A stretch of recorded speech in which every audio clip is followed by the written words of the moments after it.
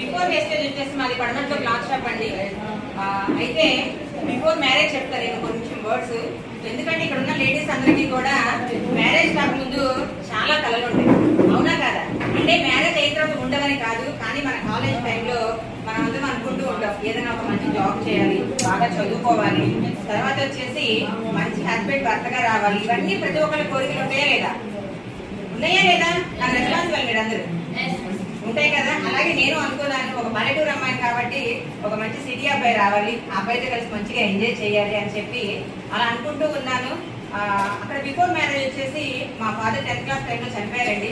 అప్పుడు ఇంట్లో ఏం చెప్తారు, ఆడపిల్లకి పెళ్లి చేసి పంపించేద్దాము, అబ్బాయిని బాగా చదివిద్దాం, ఇదే ఉంటుంది కదా మైండ్ లో. కానీ మా ఇంట్లో అలా లేదు, అబ్బాయి ఎంత చదువుకున్నాడు అమ్మాయి కూడా అలాగే చదివించాలని చెప్పి నన్ను కూడా ఒక ప్రైవేట్ గా డిగ్రీ చేర్పించారు.